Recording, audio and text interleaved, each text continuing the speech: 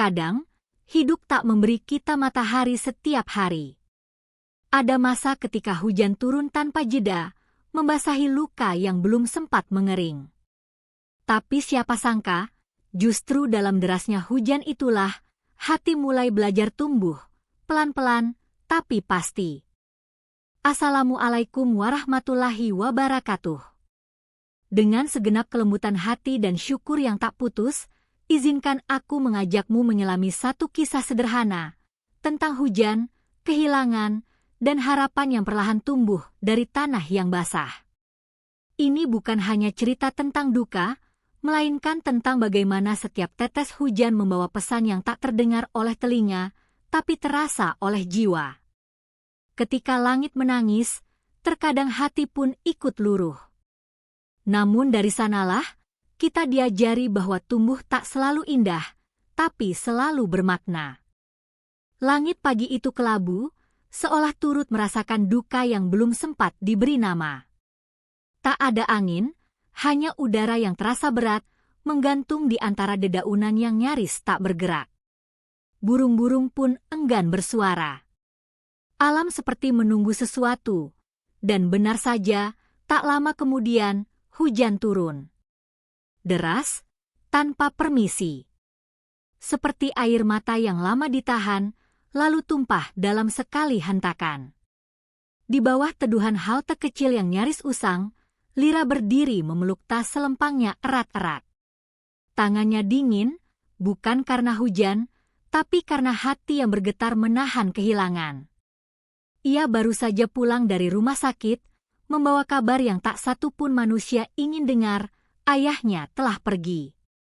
Bukan pergi untuk sementara, bukan untuk bekerja di luar kota seperti dulu-dulu.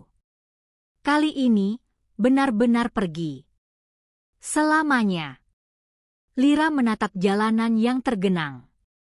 Genangan itu memantulkan langit yang muram, seakan ikut berkabung atas seseorang yang paling ia sayangi. Ayah adalah sosok yang tak banyak bicara, tapi selalu hadir. Ia tak pandai menunjukkan kasih lewat kata, tapi pelukan terakhirnya di ruang Icu terasa lebih hangat dari matahari manapun. Kini, kehangatan itu sirna, meninggalkan ruang kosong yang tak tahu harus diisi dengan apa. Rintik hujan mengguyur trotoar di depan halte, menghapus jejak langkah orang-orang yang sempat berlalu. Dan disitulah Lira terdiam cukup lama, memandangi bagaimana jejak bisa hilang secepat itu, seperti kenangan yang tak diberi waktu untuk tinggal lebih lama. Begitu cepat semuanya menghilang, gumamnya pelan. Hidup memang tak pernah memberi peringatan ketika hendak merampas. Tidak ada isyarat, tidak ada aba-aba. Seperti hujan ini, datang tiba-tiba, membasahi segalanya, menciptakan rasa dingin yang tak hanya di kulit, tapi juga menembus ke dalam dada. Seseorang pernah berkata padanya bahwa waktu menyembuhkan segalanya.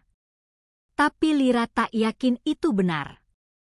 Karena waktu hanya berjalan, tak peduli apakah kita sudah siap atau belum. Dan hari ini, ia merasa seperti dihanyutkan oleh arus yang terlalu deras, tanpa tahu kemana harus berpegangan. Meski begitu, di tengah keheningan dan kepedihan itu, alam tetap melakukan tugasnya. Pohon tetap bergoyang pelan, bunga-bunga kecil di pinggir jalan tetap menerima air yang turun dari langit. Bahkan tanah yang basah tetap setia menampung semua yang mengalir di atasnya. Lira memandangi air yang mengalir di selokan kecil di bawah kakinya. Di sana, dedaunan kering ikut hanyut. Sebagian terjebak, sebagian terus mengalir. Ia tiba-tiba merasa seperti daun itu, terseret oleh sesuatu yang tak bisa ia kendalikan. Tapi entah mengapa, ada ketenangan yang pelan-pelan muncul dari pengamatan kecil itu. Ia menarik napas dalam-dalam. Ada aroma tanah basah yang khas. Aroma yang sejak kecil selalu mengingatkannya pada sore-sore bersama ayah, berjalan berdua pulang dari masjid, berbagi payung yang selalu terlalu kecil, dan tawa ringan di tengah gerimis. Kini, Aroma itu membuat matanya kembali memanas.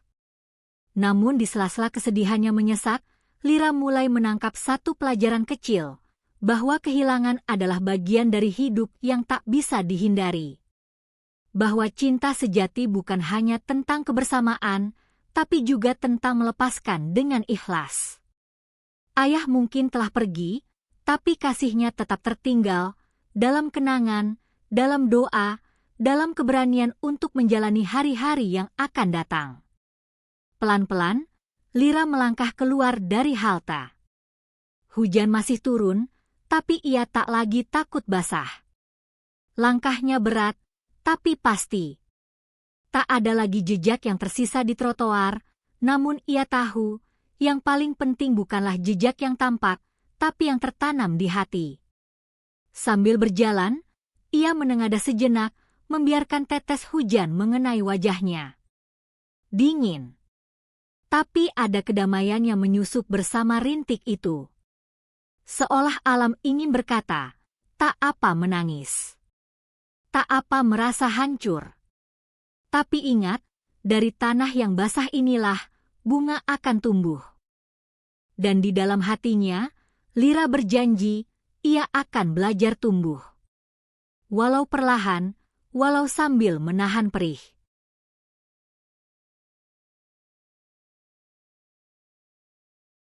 Hujan masih sering datang, seolah belum mau berhenti. Namun kali ini, Lira tak lagi merasa hujan itu datang untuk menyakiti.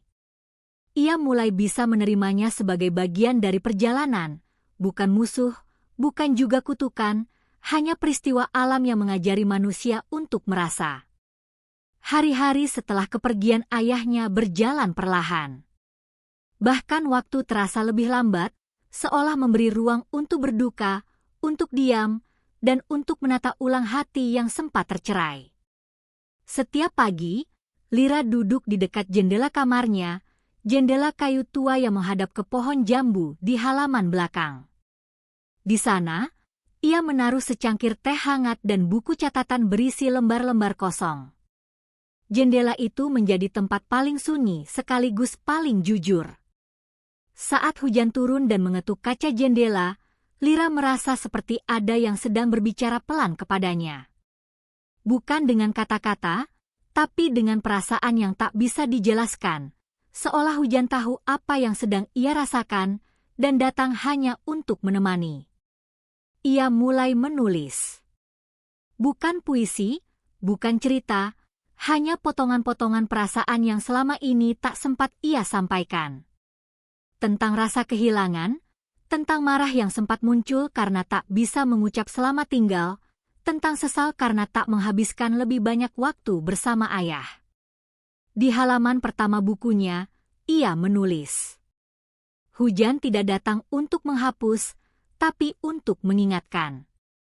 Ia tidak mengajak melupakan, tapi mengajarkan kita caranya mengingat tanpa menyiksa diri. Kalimat itu muncul begitu saja. Lira tak tahu dari mana datangnya, tapi saat menuliskannya, ada bagian dari dadanya yang terasa lebih ringan. Seperti beban yang dibuka sedikit demi sedikit. Ia menulis setiap pagi, bukan karena ingin menjadi penulis, tapi karena hanya dengan menulis, ia bisa berkata jujur pada dirinya sendiri. Menulis membuatnya merasa tidak sendiri. Ia menyadari, luka tidak hanya sembuh dengan waktu, tapi dengan keberanian untuk mengakuinya.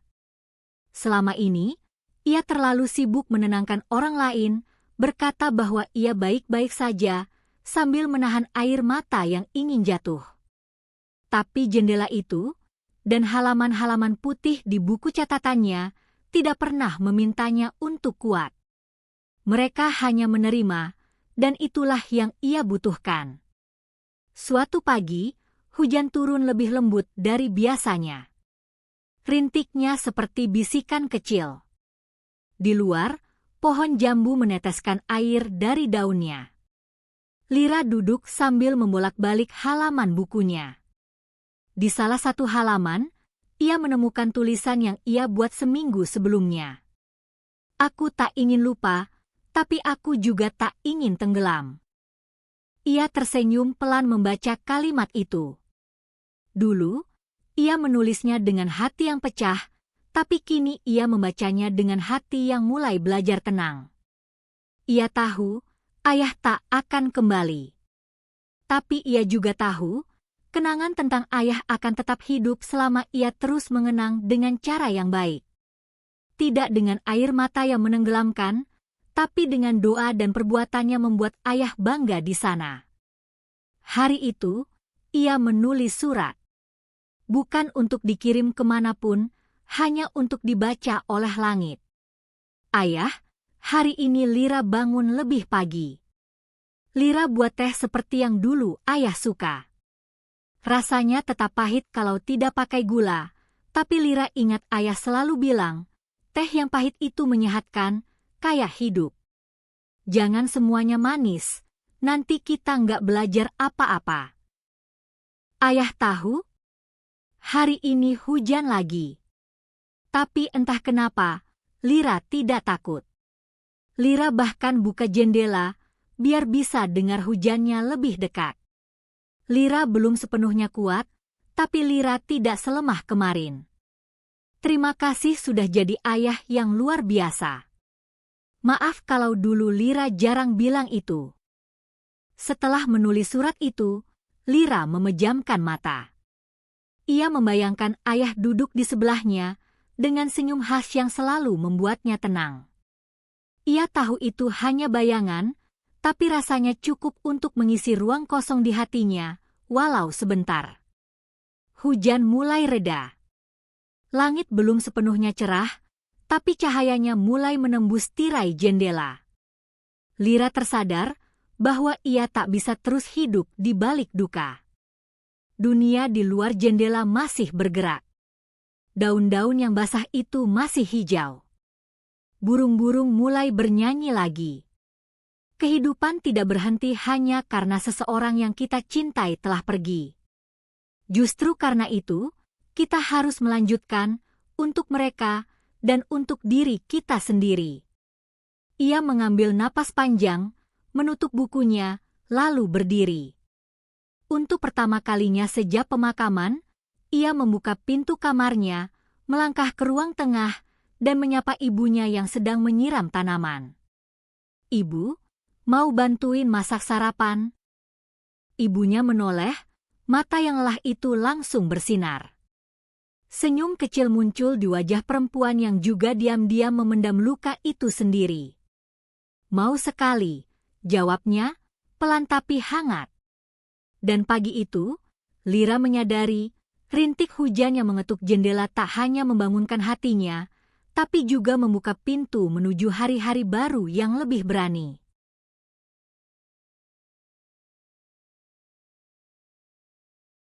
Ada hal-hal dalam hidup yang kita kira akan selalu melindungi, selalu ada, selalu setia. Tapi waktu, dengan caranya yang lembut namun tegas, akan menunjukkan bahwa tidak semua yang kita harapkan bisa bertahan. Seperti payung yang kita kira akan selalu terbuka saat hujan, namun suatu hari tiba-tiba rusak atau bahkan hilang. Lira mulai memahami ini saat ia mulai kembali ke rutinitasnya. Kampus masih sama, lorong-lorongnya masih ramai, kafe langganannya masih menjual teh lemon favoritnya. Tapi yang berubah adalah dirinya. Dulu, ia berjalan sambil mendongak, penuh semangat dan tawa. Kini langkahnya lebih pelan, lebih diam, tapi juga lebih sadar. Sadar bahwa kehilangan membuat seseorang melihat dunia dengan cara berbeda. Beberapa temannya mencoba menghiburnya. Ada yang mengajak nongkrong, ada yang membawakan makanan, bahkan ada yang tiba-tiba mengirimi pesan panjang tentang kuat dan ikhlas. Lira menghargai semua itu, tapi entah mengapa, ia merasa semakin banyak orang yang bicara, semakin besar keinginannya untuk menyendiri. Bukan karena tak ingin ditemani, tapi karena tidak semua yang hadir benar-benar mengerti. Lalu datanglah seseorang, Awan. Teman sekelas yang selama ini biasa-biasa saja, tidak terlalu dekat, tidak pula terlalu asing. Ia tidak banyak bicara, tapi sekali waktu Lira menangkap tatapan yang berbeda darinya. Bukan tatapan iba, bukan juga simpati yang dibuat-buat. Hanya tatapan yang tenang, seperti danau yang tak terusik. Awan mulai sering duduk di dekat Lira. Tidak bertanya tentang ayah, tidak memaksa cerita, hanya duduk. Kadang membahas tugas, kadang hanya saling diam. Tapi diam itu tidak membuat canggung. Justru di sanalah, Lira merasa sedikit hangat, seperti menemukan ruang aman di tengah keramaian yang bising. Suatu sore, hujan turun lagi. Lira lupa membawa payung, dan berdiri di depan gerbang kampus menunggu reda. Awan datang menghampiri sambil memegang payung biru yang agak robek di ujungnya. Ia tersenyum tipis dan bertanya, "Mau nebeng?" Lira tertawa kecil. "Payungmu bolong." Awan menjawab, "Nggak apa-apa, yang penting masih bisa jalan bareng." Mereka berjalan berdua, pelan, menyusuri trotoar basah. Jalanan ramai, motor lalu lalang, dan langit seperti tirai kelabu yang tak ingin terbuka. Tapi di bawah payung itu, Lira merasa aman. Awan tidak menanyakan apa-apa, tidak mencoba, menghibur, hanya melangkah bersamanya. Kadang, itulah yang paling dibutuhkan manusia, seseorang yang tak perlu banyak bicara, tapi tahu cara hadir. Beberapa minggu berlalu, dan Lira merasa mulai terbiasa lagi dengan tawa. Ia mulai makan lebih lahap, tertawa lebih keras, dan menulis lebih banyak. Tapi seperti hujan yang kadang turun mendadak, luka lama kadang kembali tanpa alasan. Dan sayangnya, payung yang sempat meneduhinya mulai tak terlihat lagi. Awan menjauh. Bukan menghilang sepenuhnya, tapi terasa berbeda. Ia tak lagi duduk di sebelah Lira, tak lagi menyapa lebih dulu, bahkan kadang pura-pura sibuk sendiri.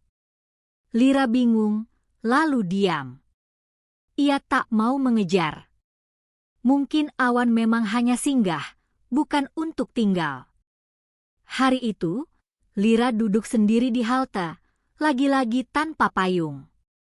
Hujan kembali turun deras, dan tak ada awan yang tiba-tiba datang. Tapi berbeda dengan dulu, kali ini Lira tidak merasa sedih. Ia tidak merasa ditinggalkan. Karena ia mulai memahami sesuatu, bahwa tidak semua payung harus kita miliki selamanya. Ada yang hanya hadir sebentar untuk memberi teduh, lalu pergi karena tugasnya sudah selesai. Dan yang lebih penting dari semua itu adalah, apakah kita bisa terus berjalan, meski hujan, meski basah, meski sendiri? Lira tersenyum pelan, membiarkan hujan membasahi pundaknya. Ia tidak marah pada awan. Justru ia bersyukur. Karena awan mengajarkan sesuatu yang tidak bisa diajarkan oleh buku manapun, bahwa kehadiran bukan soal lama atau sebentar, tapi tentang seberapa dalam ia menyentuh hati kita, walau hanya sebentar. Saat ia melangkah perlahan keluar dari halte, ia berkata dalam hati, "Kadang, kita tidak perlu payung. Kita hanya perlu keberanian untuk basah." Dan langkahnya terasa ringan. Hujan masih turun, tapi kini tidak lagi menakutkan. Karena ia tahu, bukan payung yang membuat seseorang bertahan dalam hujan, tapi kekuatan hati yang tumbuh dari dalam. Waktu terus berjalan, membawa Lira melewati hari-hari yang tak selalu mudah, tapi juga tak selalu gelap. Kehilangan memang tak pernah benar-benar hilang. Ia hanya berubah wujud, dari duka yang tajam menjadi kenangan yang tenang. Seperti tanah basah yang awalnya tampak becek dan kotor, tapi dari sanalah tunas-tunas kecil mulai tumbuh, pelan, namun pasti. Pagi itu, Lira berdiri di halaman rumahnya, memandangi pot bunga yang sejak dulu terbengkalai. Pot itu dulunya milik ayah, tempat ia menanam bunga melati. Setelah ayah pergi, pot itu kosong dan dibiarkan begitu saja, seakan tak ada yang sanggup menyentuhnya. Tapi hari itu berbeda. Lira duduk di dekatnya, menyingkirkan tanah lama yang mengeras, lalu menuangkan tanah baru yang lembut. Ia menanam tunas kecil, benih yang ia beli minggu lalu saat melewati toko tanaman. Tak ada alasan khusus mengapa ia memilih menanam. Ia hanya ingin merawat sesuatu. Mungkin karena ia mulai merawat dirinya juga. Menyiram luka, memberi cahaya pada jiwa yang sempat gelap. Menanam menjadi simbol kecil bahwa ia bersedia tumbuh. Sekali lagi. Hari-harinya kini terisi dengan kegiatan sederhana yang membawa makna besar. Ia bangun lebih pagi, menyeduh teh, menyapa ibunya, dan sesekali duduk membaca buku atau menulis surat untuk dirinya sendiri di masa lalu. Surat-surat itu bukan untuk dibaca ulang, tapi untuk ditinggalkan, sebagai bukti bahwa ia pernah merasa hancur, tapi juga pernah memilih untuk bertahan. Salah satu surat itu berbunyi, "Untuk Lira yang dulu terlalu takut kehilangan. Kau tak pernah benar-benar sendiri. Kadang memang sunyi. Kadang dunia terasa terlalu besar, terlalu bising. Tapi kamu belajar menata hati, dan itu tidak mudah. Kamu tidak sempurna, tapi kamu cukup. Dan itu sudah sangat berarti." Dari Lira yang sedang belajar mencintai proses.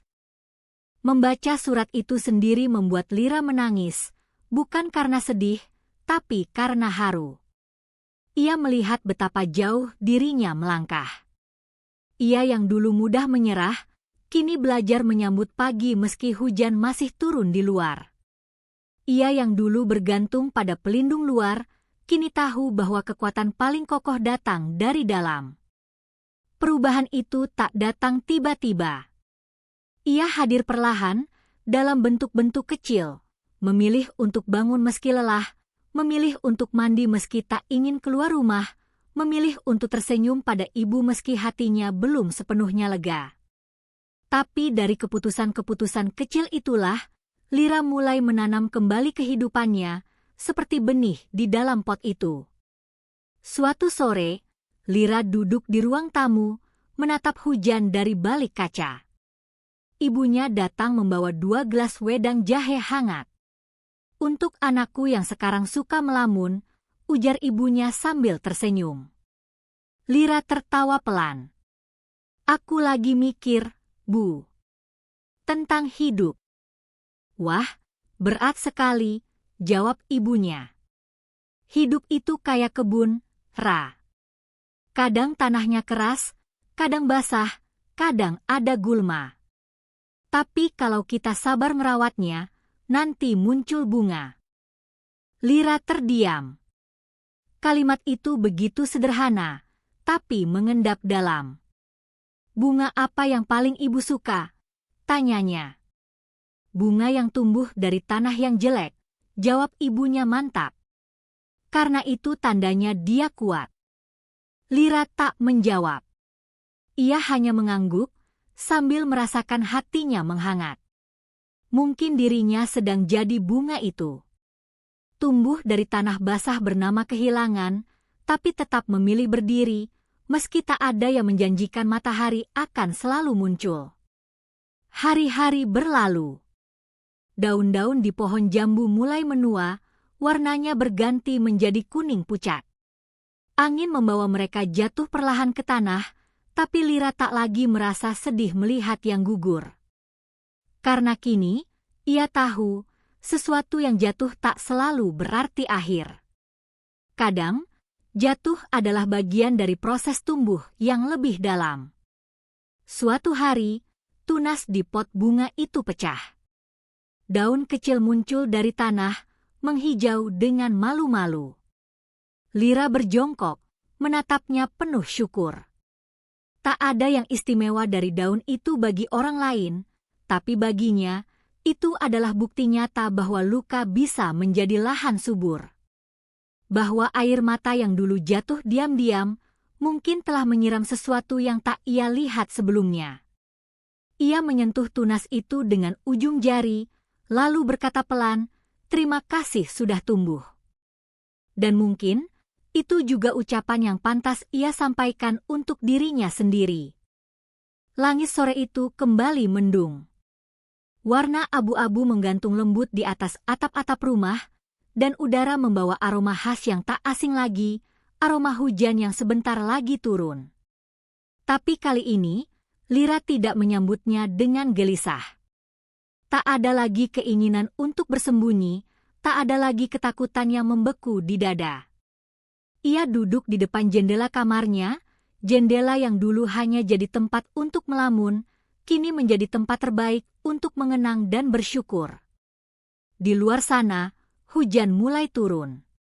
Tidak deras, tidak lebat, hanya rintik yang tenang, cukup untuk membasahi dedaunan dan mengalir di kaca jendela. Lira tersenyum kecil. Dalam diam, ia membatin, "Kau datang lagi, hujan. Tapi kini aku tidak lagi takut padamu." Semenjak ia mulai menanam dan merawat kembali hidupnya, hari-hari Lira berubah. Tidak lagi gelap, meskipun belum selalu terang. Tapi hatinya menjadi lebih siap. Ia tahu, duka bukan musuh. Justru dari luka-luka yang ia peluk, ia mulai memahami tentang ketulusan, penerimaan, dan kekuatan yang lahir dari dalam diri. Hujan kini bukan lagi tanda kehilangan, tapi panggilan untuk pulang pada hati sendiri. Setiap tetesnya seperti irama yang mengingatkan bahwa manusia tidak harus selalu kuat, tapi cukup untuk terus bertumbuh. Sore itu, Lira membuka jendela. Ia membiarkan udara dingin masuk, membiarkan suara hujan menyelinap ke dalam ruang sunyinya. Ia menulis lagi, kali ini bukan untuk melarikan diri, tapi untuk merayakan perjalanan yang telah ia lewati. Tulisannya berbunyi, "Aku tak lagi menunggu langit cerah untuk merasa bahagia. Karena kini aku tahu, hujan pun punya cara sendiri untuk menghadirkan kedamaian." Di halaman belakang, tanaman kecil di pot warisan ayah tumbuh subur. Daunnya bertambah banyak, batangnya semakin tegak. Lira menatapnya lama, lalu berkata pelan, "Terima kasih, Yah." Lira baik-baik saja sekarang. Mungkin tak sempurna, tapi cukup kuat untuk meneruskan. Dan dalam hatinya, ia tahu ayah tidak pernah benar-benar pergi. Ia hidup dalam senyum Lira, dalam langkahnya yang kini lebih tenang, dan dalam doa-doa yang tak pernah terputus, terutama saat hujan turun. Ya, kini Lira merindukan hujan. Karena dalam setiap turunnya, ia selalu menemukan versi dirinya yang baru. Versi yang lebih tenang, lebih tulus, dan lebih siap untuk menyambut kehidupan apa adanya. Hidup memang tidak selalu menawarkan langit cerah. Ada masa di mana awan menggantung berat dan hujan turun tanpa bisa kita kendalikan. Namun dari setiap tetes yang jatuh, ada pelajaran yang diam-diam tumbuh. Bahwa luka bukan akhir dari segalanya, dan kehilangan bukan berarti kita tak bisa melanjutkan langkah.